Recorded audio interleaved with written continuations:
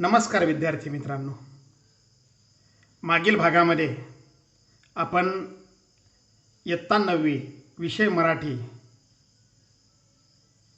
पाठ 2 पद्य संतवाणी त्यातील पहिला अभंग जैसा वृक्ष नेणे या अभंगाचे कवी आहेत संत नामदेव।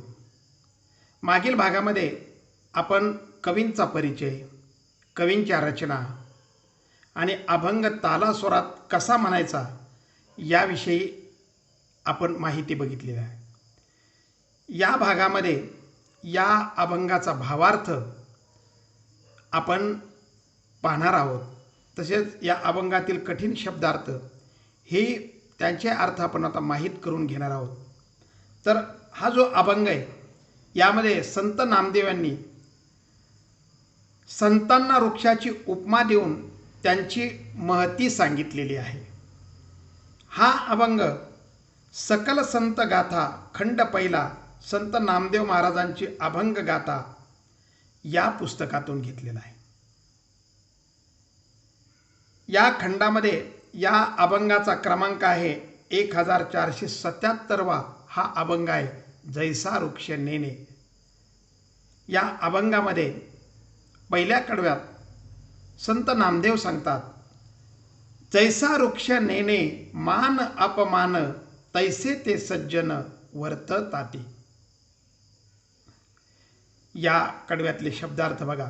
जैसा म्हणजे जसे, वृक्ष म्हणजे झाड वेली, नेणे म्हणजे जाणवत नाही, मान म्हणजे सन्मान गौरव, अपमान म्हणजे अवमान, तैसे म्हणजे तसे, सज्जन म्हणजे आपण त्यांना संत म्हणतो, वर्तताती म्हणजे वागतात।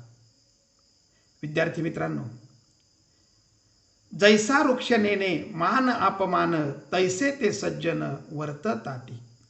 ज्याप्रमाणे वृक्षांना मान अपमानाची जाणीव नसते, मान अपमान यांना त्यांच्या लेखी काहीच महत्त्व नसतं, त्याचप्रमाणे सज्जनाचे वर्तनही असते, संतांचं वर्तनही तसंच असतं। येऊनी या पूजा प्राणी जे करीती त्याचे सुख चित्ती तया नाही। या कडव्यातले शब्दार्थ घ्या। चित्ती म्हणजे मनात, तया म्हणजे त्यांना। येऊन या पूजा प्राणी जे करते, कोणतेही प्राणी, मनुष्य असू द्या कोणी असू द्या, येऊन त्या झाडाची पूजा जरी केली तरी त्यांच्या मनाला त्याचं काहीच वाटत नाही, त्याचं कोणतंच सुख वाटत नाही, आणि पूजा नाही केली तरी त्याचं दुःख वाटत नाही। म्हणजे झाडाला सर्व समान असतात, वृक्षांना सर्व समान असतात, ते सर्वांना सारखी वागणूक देतात, सर्वांना समान धरतात, सर्वांना सारखी सावली देतात, सर्वांना सारखीच फळं देतात। पुन्हा वृक्ष बघा, अथवा कोणी प्राणी येऊन या तोडीती तयान म्हणती छेदू नका। यातले शब्दार्थ घ्या। छेदू नका म्हणजे तोडू नका। कोणी प्राणी आला, वृक्षाची फुलं फळं पानं फांद्या आणि पूर्ण वृक्ष जरी तोडला तरी तो कधीही कुणाला काही म्हणत नाही। कारण कुणीही, आपण बघा, आपल्याला वाटेल ते झाडाचं पान, वाटेल ते फळ आपण तोडू शकतो, तरी ते आनंदाने राहतात, कुणालाही त्याचा प्रतिकार करत नाहीत, कोणालाही नकार देत नाहीत। त्यांचं सगळं जीवन हे प्राण्यांसाठीच असतं। ते स्वतः बघा, ऊन वारा पाऊस स्वतःचं जीवन ते स्वतः जगत असतात, उभे राहत असतात, संकटावर मात करत असतात। झाडांपासून हा गुण मुलांना निश्चित शिकला पाहिजे। किती संकट आली तरी त्या संकटाला ते सामोरे जात असतात आणि त्यातून आपलं जीवन समृद्ध बनवत असतात दुसऱ्यासाठी। तसं त्यांच्या फांद्या तोडल्या काय, त्यांची पानं तोडली काय, त्यांची फळं तोडली काय, ते कोणालाही तोडू नका म्हणत नाही। आणि तसेच सज्जन माणूस असतो, तसेच संत असतात. निंदा स्तुती सम मानिती जे संत, पूर्ण धैर्यवंत साधू ऐसे. या कडव्यातले शब्दार्थ घ्या. निंदा म्हणजे अपमानकारक बोलणे, स्तुती म्हणजे प्रशंसा करणे, सम म्हणजे समान, धैर्यवंत म्हणजे हिम्मतवान, निश्चल, अजिबात आपल्या उद्देशापासून जे आपल्याला काम करायचं आहे त्या कामापासून थोडे ढळत नाहीत. झाड जसं एका जागेवर कायम उभं असतं, तसंच हे सुद्धा आपल्या कार्यामध्ये कायम एकाग्र असतात. त्यांना ज्यांना आपण संत म्हणतो, ज्यांना आपण आदर्श व्यक्ती म्हणतो, ह्या सर्व निंदा आणि स्तुती समान मानतात. आणि जे मानतात निंदा स्तुती समान, त्यांनाच आपण संत म्हणतो. संतांचं जीवन सुद्धा बघा, हे विश्वाची सुखी व्हावे, आता विश्वात्मके देवे, संत ज्ञानेश्वर म्हणतात. ते संपूर्ण विश्वाचा विचार करतात, ते संपूर्ण जगाचा विचार करतात, सर्व प्राणी जातीचा विचार करतात. आणि म्हणून त्यांचं इकडं लक्षच नसतं आपली कोणी निंदा केली काय, स्तुती केली काय. संत गाडगेबाबा आठवा, संत तुकडोजी महाराज आठवा.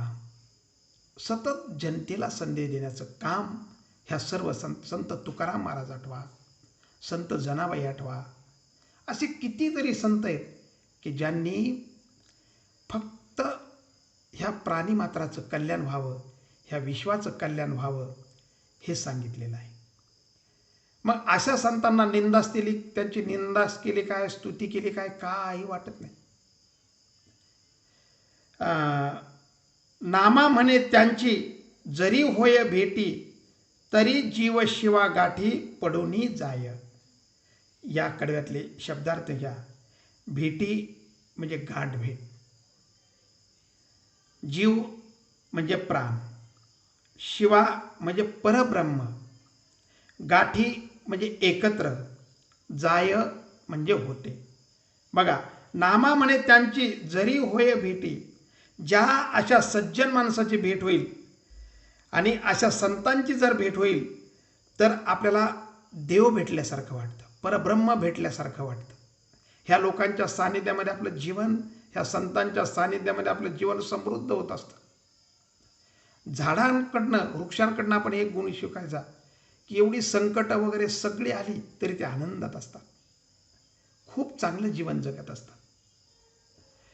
ऊन वारा पाऊस सगळ्यांचं कुठल्याही प्रकारचा त्यांना निसर्गामध्ये येणाऱ्या ज्या अनेक आपत्ती आहेत त्यांना ते सामोरे जात असतात. आणि त्यांच्यापासून शिकण्यासाठी मुलांना आपल्याला सुद्धा हा गुण अत्यंत महत्त्वाचा आहे की आपल्या जीवनामध्ये अनेक संकट आले की ती संकट परतून लावण्याची ताकद आपल्याला झाडापासून मिळते, वृक्षांपासून मिळते. एखाद्या कार्याशी अगदी एकाग्रतेने काम कसं करावं, कोणी काही म्हणू, हे संतांकडनं शिकावं.